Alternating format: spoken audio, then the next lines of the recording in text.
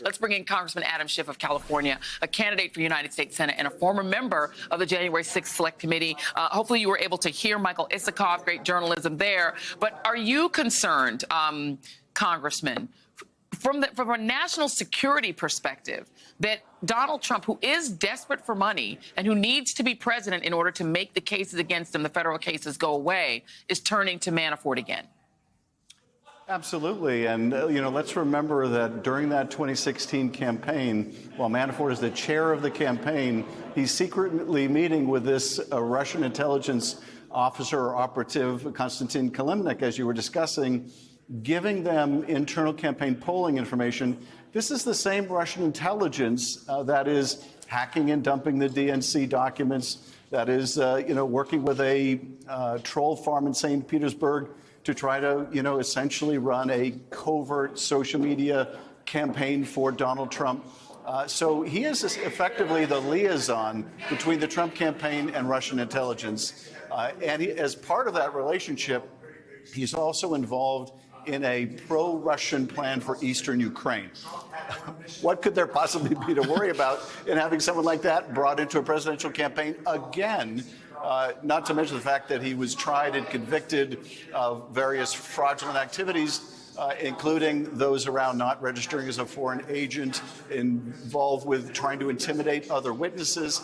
And we don't know even more about his role and his relationship with Russian intelligence because he used encrypted apps and he refused to cooperate when it came to Kilimnik. So all kinds of sirens going on with this prospect. And by the way, it does kind of make you sit back and think about the fact that Donald Trump said he would allow Putin to do whatever the hell he wants to our NATO allies. And he's doubled down on getting his apparatchiks in the House of Representatives to refuse to fund Ukraine. Donald Trump needs money. Vladimir Putin might be the world's richest man because he's robbed all of the oligarchs that he has under his control. Does it concern you that perhaps what Donald Trump is hoping to trade for help from Russia, again, to get himself back in the White House, is Ukraine? Oh, absolutely. What we saw in the first presidential campaign when he was lying about having any business dealings in Russia, even as Michael Cohen, his lawyer, was on the phone with the Kremlin right up to the point of the Republican convention, trying to make this deal for Moscow Trump Tower, something that Bob Mueller found would be the most lucrative deal of Donald Trump's life. He was willing to do that even when he wasn't in all this kind of debt that he is in now with these judgments against him. He is more financially imperiled now, I think, than ever before. More economic incentive, more greed operating here now than in the past. And Ukraine is in a much more vulnerable position. He has a lot more to offer the Kremlin dictator. So it is a grave, as the Senate bipartisan report said, a grave counterintelligence risk to have Manafort anywhere near that campaign. In addition to that, we know that Donald Trump is facing maybe, I don't know if the trial will ever happen because Judge Aileen Cannon doesn't seem interested in having the trial ever happen. But if that case were to go forward, Donald Trump is accused of stealing national security secrets up to and including nuclear secrets that he is also accused of sharing with people who didn't have the right to access to them.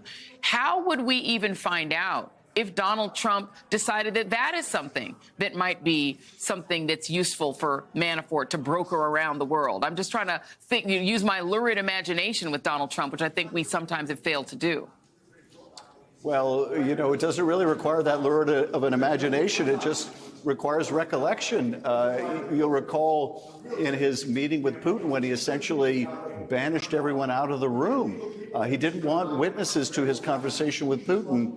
And as I recall, I think he was reliant even on the interpreter or the Russian interpreter. I don't even know if it was his or Putin's. So there's lots of reason to be concerned about any private conversation he might have with Putin, but also whatever he would relate to Paul Manafort about national security or intelligence matters that might be of interest or value to Russian intelligence. It's exactly the reason why I think when the intelligence community briefs him as the presumptive nominee of the Republican Party, they're going to really dumb down anything they tell him because they know they can't trust him with whatever they share. I have two more quick questions. One, your reaction to Peter Navarro now finally serving time. Well, I think it's a very important affirmation of the fact you can't just thumb your nose at a subpoena. There's no separate standard for cronies of Donald Trump. And without a penalty like going to jail, when people receive congressional subpoenas, they'll just say, well, this is optional.